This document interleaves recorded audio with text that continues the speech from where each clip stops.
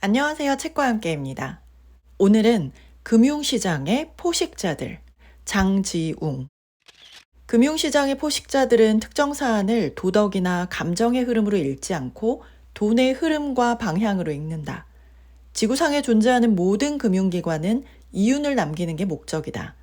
그들이 내세우는 표면적인 목적은 명분일 뿐이고 목적은 늘 하나다. 이윤을 남기는 것. 남의 돈을 내 주머니로 가져오는 것. 제목부터 금융시장의 냉혹함이 마치 정글과 같이 느껴지죠. 잡아먹느냐, 먹히느냐. 즉, 돈을 버느냐, 잃느냐. 이 포식자와 피식자의 관계로 보고 있는데요. 지금까지 주로 금융시장에서 돈을 잃는 피식자였다면 포식자의 관점에서 금융시장을 볼 수 있게 관점을 전환해주는 책입니다. 포식자의 관점으로 본다는 건 곧 우리가 속한 사회, 정치나 경제, 금융 환경을 좀 더 다양한 관점으로 볼 필요가 있다는 부분이죠.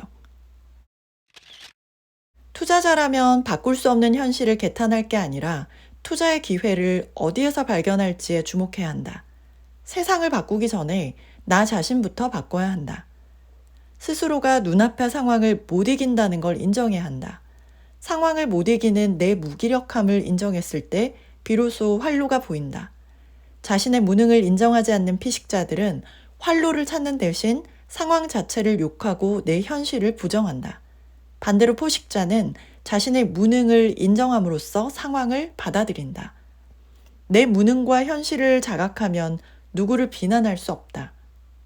집을 가질 수 없다면 내 무능 탓이지 빌어먹을 세상 탓이 아니다. 내가 무능하다는 걸 자각했다면 집을 가지기 위해서 현실적으로 무엇부터 하면 될지 구체적인 계획을 세우게 된다. 대부분 2단계에서 그냥 상황을 욕한다. 그게 더 쉽기 때문이다. 구체적 계획을 세우려면 내가 지닌 일부는 포기해야 한다. 비루한 내 삶을 점검하고 대차대조표를 그려야 한다. 내 엉망인 삶의 민낯을 바로 쳐다보는 건 괴로운 일이다. 그래서 그냥 편하게 상황을 욕하고 만다. 왜 자기가 바꿀 수 없는 세상을 탓하고 정권을 탓하고 권력자들을 탓하는지 모르겠다. 내가 바꿀 수 있는 건 나 자신밖에 없다. 화낼 시간에 나를 바꿔야 한다. 돈을 벌고 싶은데 능력은 없고 능력을 기르긴 귀찮으니까 그냥 정부를 까는 거다.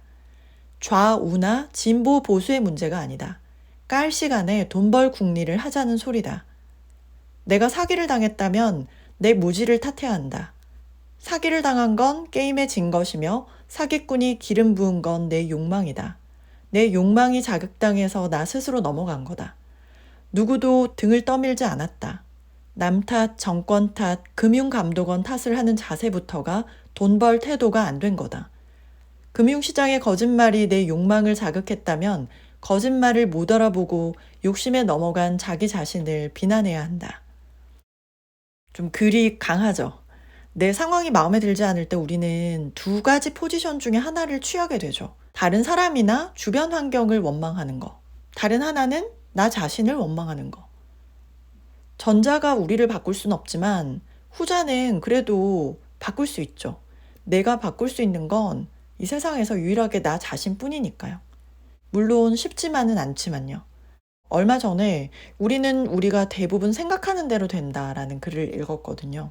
다른 사람이나 주변 상황을 탓하면서 대부분 시간을 보낼 건지, 나의 부족함을 직면해서 그걸 좀 개선해 나가는데 나의 대부분의 시간을 보낼 건지, 대부분의 시간에 우리가 어떤 생각을 하는지 그대로 된다는 거죠. 경제적인 관점에서도 내가 어떻게 할 수 없는 부분을 계속 욕하면서 나의 소중한 시간을 흘려보낼지, 무엇이든 내가 할 수 있는 일들을 계획하고 실행해 나가면서 시간을 보낼 것인지 우리에게 달려있다는 거죠. 불만을 표출하고 불편을 불편으로 느껴야만 사회가 발전한다. 잃을 것 없는 입장인 젊은 세대가 노인들이 이룩한 아성을 위협할 때 세상에 없던 게 탄생했다. 하지만 일본은 그럴 수 없다. 철저한 계급사회이기 때문이다. 일본은 그들만의 리그를 만든다. 강약 약강과 고착된 신분제. 일본은 사립 유치원에서부터 인생의 갈림길이 결정되는 에스컬레이터 사회. 알아서 기는 손타쿠 문화가 당연시되는 조직 문화에서 내 목소리를 내는 건 자살 행위와도 같다. 기존에 불을 거머쥔 사람들 외에도 새로운 사업과 카테고리가 꾸준히 개척되는 게 건강한 사회다. 그런데 일본은 부와 권력이 모두 세습되고 서민은 이에 대해서 이의를 제기하지 않고 받아들인다는 것이다. 일본 투자에 있어서 언제 저점을 잡을 것인가, 언제 투자의 기회가 올 것인가 물을 수 있다. 그런데 가장 심각한 문제는 복귀가 힘들 거란 사실이다. 일본은 4차 산업혁명에 대한 준비가 전혀 안 돼 있고 원동력이 없다. 혁신 기업이 없다. 젊은이들이 도전도 안 하고 도전의 필요성도 느끼지 못한다. 일본에 대해서도 아주 신랄하게 쓰고 있습니다. 일본에 한 번씩 가면 아직도 동전을 사용하는 곳이 많고 100년이 넘어서 대를 이어가는 그런 맛집들이 많잖아요. 그런데 그게 어찌 보면 일본의 성장이 멈춘 걸 드러내는 부분일 수 있겠더라고요. 아직도 이메일보다 팩스를 흔하게 사용하고 결제 시스템도 비효율적이고 심지어 선거구에서는 지역구도 물려받는다고 합니다. 선거 방식도 이름 철자 하나라도 틀리면 무효가 되는 방식을 써서 여러 대에 걸쳐서 오래 권세를 누린 가문에 유리하게 하고 있다고 합니다. 스피드와 효율이 중요한 IT 시대에 대를 이어서 한자리에서 동일한 행위를 반복하는 장인 정신으로는 승부할 수 없다라는 부분도 나오고요. 일본에 경차가 많은 이유도 검소해서 그런 게 아니라고 해요. 짧은 주기로 검사를 해야 하고 검사비, 수리비, 교체 비용 이런 것들이 높게 책정돼서 고치느니 새로운 차를 사도록, 새로운 차를 사는 주기가 짧도록 그렇게 정책을 유도하면서 자국의 자동차 회사를 지원하고 제조업에 속한 토요타가 일본의 시가총액 1위를 차지하고 있다는 사실이죠. 일본에는 부자 노인들이 많다고 하는데요.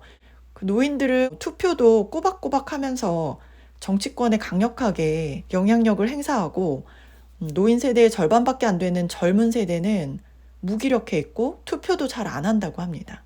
정치권들이 더 신경을 안 쓰게 되는 그런 악순환이 되풀이 되고요. 이러한 일본에 비해서 비트코인이나 주식에 영끌하는 우리나라 젊은 세대는 그래도 뭐라도 해보려고 하는 거였구나 이런 생각도 들더라고요. 젊은 층들이 더 힘을 내서 불합리한 기성세대의 영역들을 뒤집어 엎을 만한 그런 목소리를 내는 것도 중요하구나라는 생각이 들었습니다. 이 책을 보면서 예전에 교과서에서만 들었던 그런 애덤 스미스의 국부론, 보이지 않는 손 이런 부분들이 생각이 났는데요. 일본과 중국의 경제 금융 정책이 시장의 자유를 보장하지 않기 때문에 투자에 적합하지 않다라고 저자분은 보고 있거든요. 우리가 확실히 일본을 앞서기 위해서는 법적인 제약이나 규제를 완화하고 세금을 줄여서 자유롭게 시장이 활성화돼야 한다라고 주장하고 있습니다. 물론 공정한 거래를 위한 최소한의 규제는 보장이 되어야겠죠. 시장도 자연처럼 자연스럽게 자정작용을 갖는다라고 보고 있고요. 가만히 생각해보면 정권에서 집값 상승을 막겠다면서 부동산 시장을 규제하면 규제할수록 부자연스럽게 상승했던 우리 과거도 있으니까 일리 있다라는 생각도 들었습니다. 그리고 피가 철철 흐르는 전쟁터 같은 금융시장에서 감정이나 도덕, 명분 이런 것들을 운운하는 것보다는 실리를 추구하는 시락이나 철저한 현실주의자 마키아벨리도 떠올랐습니다. 어떻게 보면 당연한 건 줄 알았거든요. 고난이나 어려움을 극복하려는 의지, 또 불합리한 것에 대한 인식, 화, 분노 이런 것들조차 경쟁력이구나 하는 생각이 들었습니다. 그냥 어떤 어려움이든 불편함이든 그냥 불합리함이든 체념하고 포기하고 받아들이는 경우도 있으니까요. 금융시장의 포식자들 이외에도 재미있는 이야기들이 참 많았고요. 그리고 쉽게 쓰여져 있습니다. 여러모로 생각의 깊이를 더해준 책이어서 좋았습니다. 네, 함께 해주신 여러분 진심으로 감사드립니다. 좋아요, 구독해주시면 정말 힘이 되고요. 그리고 더보기를 누르시면 책과 함께 다양한 재생 목록을 함께 하실 수 있습니다. 이거 틀어놓으시고 생활하시거나 주무시면 일상생활에서 주는 특별한 책의 능력을 더욱더 풍성하게 경험하실 수 있으실 거예요. 감사드립니다.